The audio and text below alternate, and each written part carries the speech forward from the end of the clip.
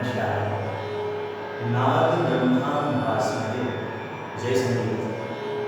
सभी संगीत उपासकों, संगीत रसिकों, संगीत श्रोताओं, सभी के लिए आज का ये बड़ा अहम विषय आपके लिए संगीत साधना YouTube चैनल पर प्रसारित किया जाएगा।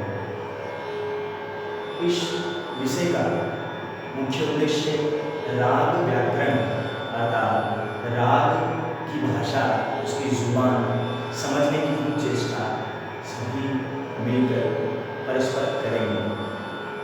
फर्स्ट ऑफ ऑल मैं स्पेशल थैंक्स देना चाहूँगा रोहित कटारिया भैया को कि रोहित कटारिया YouTube चैनल पर वो अपनी संगीत उपासना से बहुत अच्छा कार्य कर रहे हैं।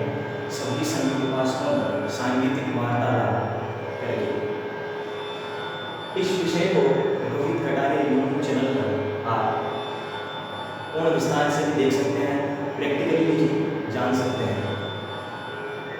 इसको थ्योरी विषय से दोबारा प्रसारित करने का प्रयास मैं कर रहा हूँ।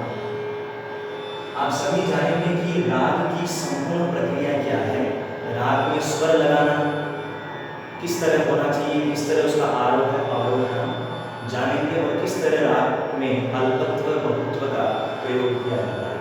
आइए हम शुरू करते हैं। फर्स्ट ऑफ ऑल हम जानेंगे राग जानने की संपूर्ण प्रक्रिया। आज हमने यहाँ पे आधार लिया है राग पटदीप का।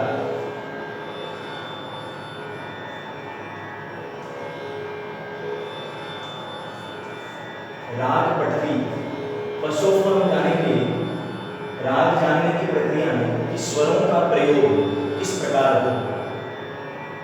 स्वरों का प्रयोग किस प्रकार हो, इसके लिए हम सबसे पहले जानेंगे न्यास अर्थात स्वरों की सहूलियत, उसको किस जगह आराम करना है, किस जगह उसको रेस्ट करना है। तो हम स्वरों के प्रयोग में सबसे पहले हम जानेंगे न्यास को अर्थात रेस्ट। उसके बाद में हम जानेंगे कि स्वरों का अल्पत्व और बहुत्व प्रयोग। राग पटदीप में स्वरों का किस प्रकार अल्पत्व प्रयोग होता है और किस प्रकार बहुत्व प्रयोग होता है। तो अल्पत्व प्रयोग में हम देखेंगे कि कुछ समय के लिए स्वरों को छोड़ना। तो अल्पत्व का पहला भाग है लंघन अल्पत्व। तो लंघन अल्पत्व से तात्पर्य है कि लंघन शब्द से यहाँ पे हमको अनुभूति हो जाती है कि लंघन अर्थात लांघना। तो राग पटदीप के भीतर आरोह में ऋखव और धैवत को हम लंघन अल्पत्व कर रहे हैं अर्थात राग पटदीप जो है औडव शंकुन जाति का राग है, जिसके आरोह में हम ऋखव और धैवत को लांघ रहे हैं, तो उसको हम लंघन अल्पत्व कहेंगे।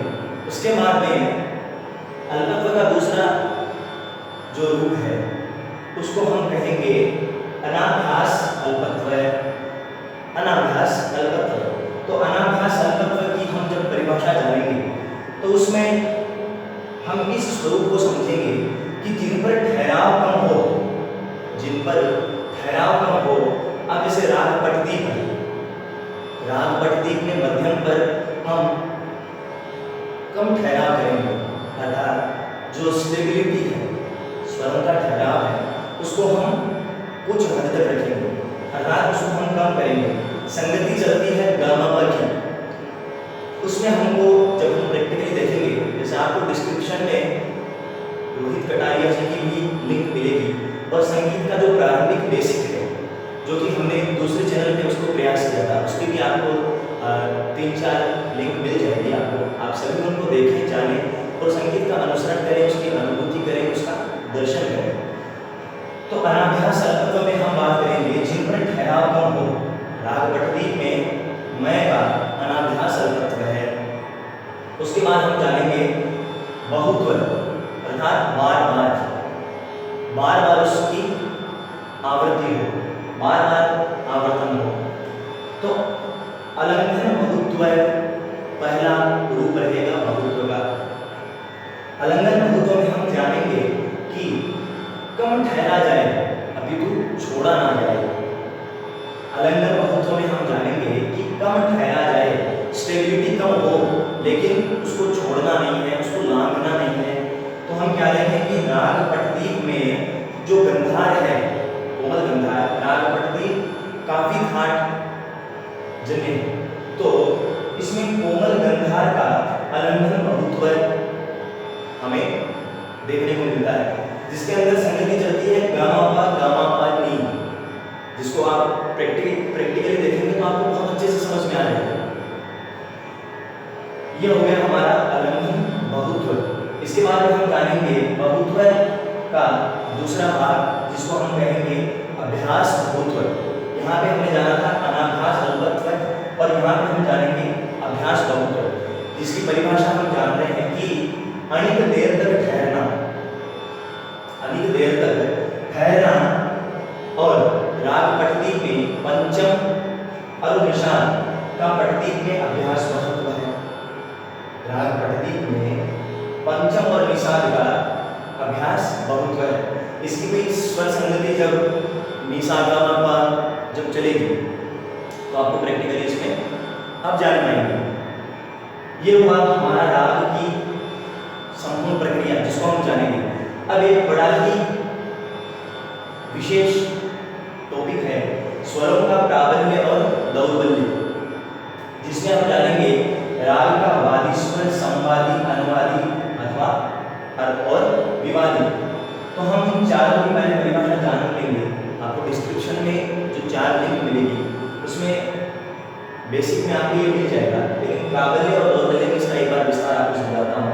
राग पटदीप के आधार पर राग का वादी स्वर उसको हम राजा कहेंगे, संवादी को हम मंत्री लेंगे, अनुवादी को सेवक के रूप में और विवादी को हम शत्रुता के रूप में जानते हैं। वादी स्वर से तात्पर्य है राग का राजा स्वर, जो कि राग में बार बार प्रयुक्त होता है। वादी स्वर बदलने से राग बदल जाता है, वादी स्वर बदलने से राग का गायन समय बदल जाता है, और वादी स्वर बदलने से राग का पूरा स्वरूप बदल जाता है, राग का गायन समय बदल जाता है, राग का चलन बदल जाता है, सभी प्रारूप उसके बदल जाते हैं। उसके बाद में हम बात करेंगे संवादी, जो कि मंत्री स्वर है, फिर अनुवादी जो कि सेवक के रूप में कार्यरत है, और विवादी जिसको हम शत्रुता के रूप में जानते हैं। तो हम बात करेंगे विवादी के ऊपर, शत्रुता। इस विवादी स्वर के 4 प्रभाव हैं। कैसे प्रभाव? फर्स्ट ऑफ ऑल वर्ज्य, वैकल्पिक, रागांतर्गत और अधिकृत। वर्ज्य में हम बात करेंगे तो यहाँ पे हम आधार लेंगे राग भूपाली का। राग भूपाली में मध्यम और निषाद दोनों वर्जित है, अर्थात राग रूपी दरबार में, राग रूपी दरबार में इन दोनों का प्रवेश निषेध है। इसको हम सरलता से, सहूलियत से जान रहे हैं। फिर हम बात करें वैकल्पिक की, तो हम जैसे पटदीप का हमने आधार लिया है, तो राग पटदीप में काफी ठाट होने से कोमल गंधार प्रयोग होता है, किंतु वैकल्पिक होने से यहाँ पे हम अपनी इच्छा अनुसार राग की सुंदरता बढ़ाने के लिए हम यहाँ पे काफी ठाट में शुद्ध गंधार का प्रयोग भी करते हैं। इसके बाद हम जानेंगे कि रागांतर्गत क्या क्या प्रयोग होता है। तो रागांतर्गत हम विशिष्ट संगति जानेंगे कि वो राग के अंतर्गत तो है, किंतु ठाट के अंतर्गत नहीं है। अर्थात रागांतर्गत तो हम उसको उनका दर्शन कर रहे हैं, किंतु ठाटांतर्गत वो हमें दर्शन नहीं दे रहा है। जैसे राग जय जयवंती, तो राग जय जयवंती में एक संगति चलती है कि रे ग रे की संगति बार बार आती है, तो रे ग रे में कोमल गंधार प्रयोग होता है, और राग जय जयवंती खमाज ठाट से ताल्लुकात रखती है। तो खमाज ठाट से होने पर केवल निषाद कोमल रहता है, उसमें गंधार कोमल नहीं प्रतीत होता है, किंतु रागांतर्गत ऐसा होने से राग की वैशिष्टता में ऐसा स्वरूप हमको देखने को मिलता है। अब हम बात करेंगे अधिकृत की, जो कि बड़ा ही मुख्य भाग है इसका, विवादी स्वर का। अधिकृत से हम समझेंगे कि स्वर राग का ना होते हुए भी स्वर राग का ठाट में ना होते हुए भी वादी स्वर बन जाना। अब हम यहाँ पे उदाहरण लेते हैं राग केदार राग। केदार राग में वादी स्वर है शुद्ध मध्यम और केदार राग है कल्याण ठाटांतर्गत।